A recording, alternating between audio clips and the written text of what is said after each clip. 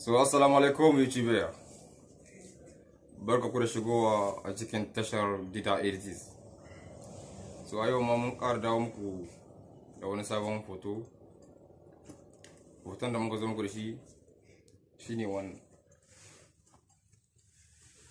So a yau dai mun samu mutane su ta yin comment suna tambayar mu yaya ne ake yankan hoto biskan shoshin mu na social media. So tuba biskan WhatsApp muka samu magana ta yaya ne ake yankan hoto. To insha Allah a cikin wannan bidiyo ma za mu gwada muku ta yaya ne ake yanke hoto cikin sauki. Insha Allah. So ku kasance da wannan bidiyo har zuwa ƙarshe, za ku ga yadda muke hada wannan hoto a cikin salula, kuma da yadda za mu gwada muku yadda ake yanke hoto cikin sauki.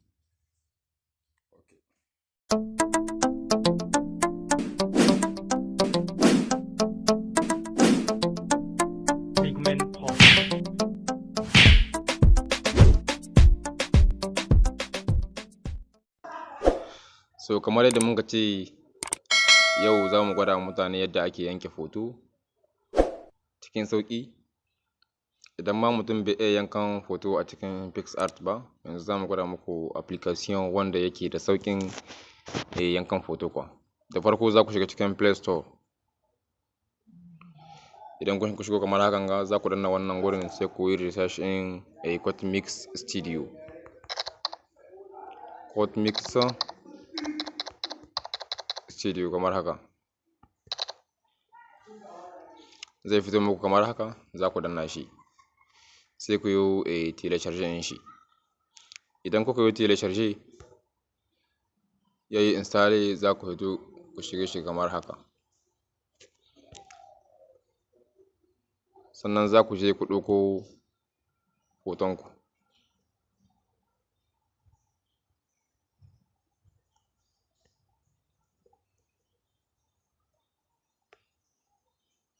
Kamar haka za ku danna wannan gurin, za ku aza shi bisa nan inda an rubuta auto cut nan wurin, sai kuna zana shi a hankali a hankali har ku samu ku yanke hoton ku kamar haka. Kuna gani, za ku tabbata hoto a hankali har ku gama shi kamar haka. Za ku dinga bai shi, kuna gani, za ku bai shi har ƙarshe. Okay, sannan kuma a cikin picsart ma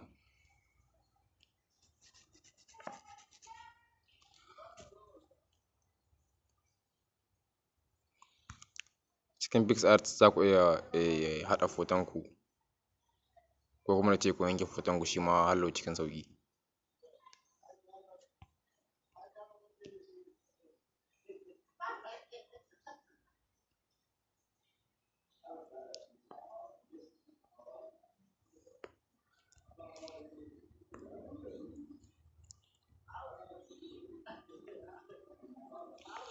Shi ma hallo cikin picsart kamar haka.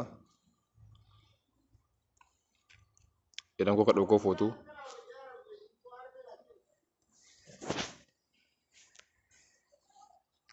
hallo shi ma za ku ta yin da an kasa cut out nan gurin, za ku yi mishi hakan ga, kuma za ku iya danna wannan gurin domin ya yi muku shi, yanke muku da kanshi.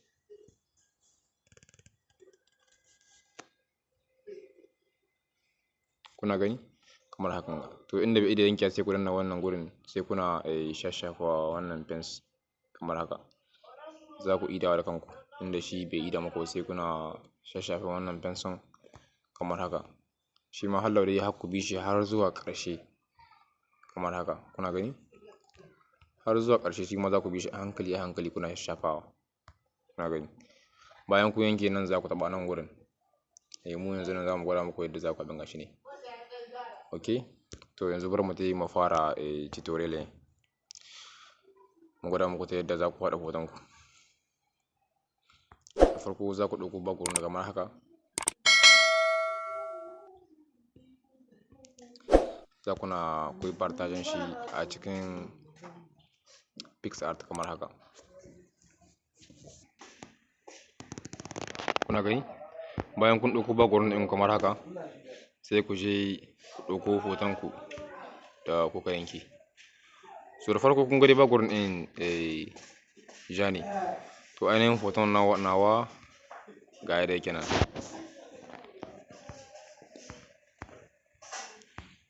Kuna gani?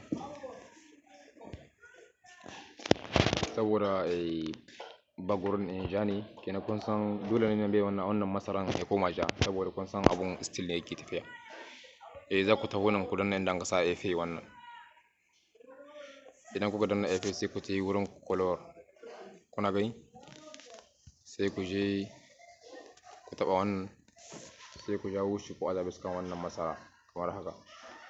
Kuna gani? Sai ku je ku nemi kalar da kuke so ku hoda mishi. Kuna gani? Deja wancan na kun gani yanzu ya koma ja. Kamar haka za ku danna wannan abin gogewa. Idan kuka faɗo a wannan gurin sai ku danna wannan gurin. Kun gani? To yanzu wannan fensin zai ba ku dama ku dinga shashafa wannan gurin. Kuna gani?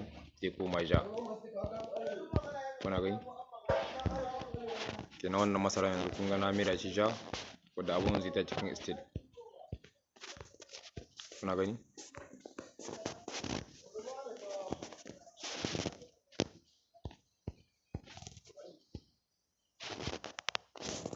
Kuna gani? Yanzu kun ga hoton ya koma yadda nake son shi, because background ɗin wancan ne kun ga ja ne.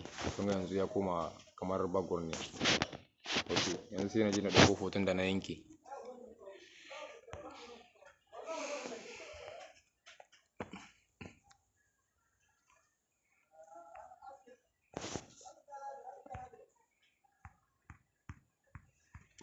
Hoton nawa a cikin cut mix ne na yanke shi. Kamar haka kun ga yana, sai na ɗauko shi. Sai na saita shi yadda nake so ne kamar haka. Kuna gani? Bayan kun aza hoton ku sai ku danna wannan gurin. Sannan kuma ku je ku ɗauko wancan hayaki wancan sha. Allah shi ma. Za ku shiga gallery ku ɗauko shi. Ga wannan. Idan kuka ɗauko shi kamar haka, shi ma sai ku saita shi kamar haka. Kuna gani? Allah sai ku danna wannan gurin. Allah kuma sai ku je ku ɗauko wancan abun hasken amfulka. Ga yana. Kuna gani? Shi ma Allah sai ku ɗauko shi. Shi ma za ku saita shi daidai hoton kamar haka. Sai ku zo nan gurin inda an sa blind, za ku danna shi hakan ga, sai ku aza bisa kan screen. Kun gani? Ya ɓace. Okay? Shi ma hallo sai ku danna wannan gurin. To yanzu nan abin da ya saura kun ga nan akwai hasken amfulka, dole nan shi ma a misalo na cewa haske yana bugun fuskarka. Za ku je ku danna wannan inda an sa tools, sannan ku danna adjust. Kuna gani? Sai kuna ku ƙara haske kamar haka. Sai ku danna wannan abun shafewar, sai ku aza bisa kan wannan. Sai ku je ku rage ma fensin girma kamar haka. Sai ku zo nan, sai kuna shafa wannan hasken inda hasken rana yake bugun, ko na ce hasken amfulka wannan. Sai da za a gane cewa lallai kuna wurin nan. Kuna gani? Kamar haka. Okay? Za ku danna wannan wurin. Sannan sai ku zo sai kuna rage ma wannan abun haske. Kun gani?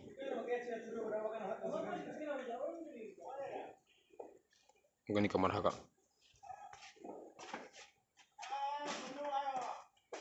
Inda hasken rana yake bugun ku. Allah sai ku danna wannan wurin. Okay?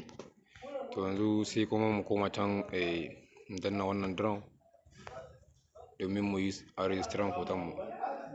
Za ku danna wannan phone uku, sai ku yi save image. Kun gani? Bayan ya yi save sai ku fito koma cikin lightroom. Ga yana.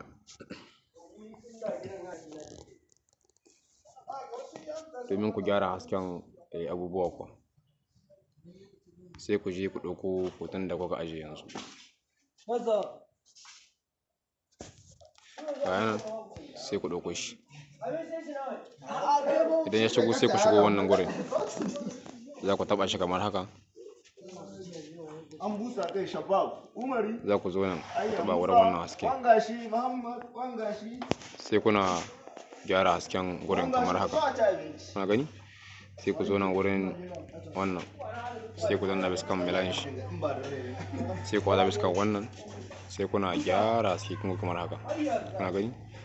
Shi ma wannan sai kuna seta shi kamar haka, kun gani? Yanzu hoton ya zama daidai da wancan da aka gwada muku. Sai ku danna wannan gurin, sai ku yi a restriction lafari kamar haka. Ok, hoton ku ya yi exporte cikin sauƙi, ya shiga lafiya da wuce. Ok, mun gode.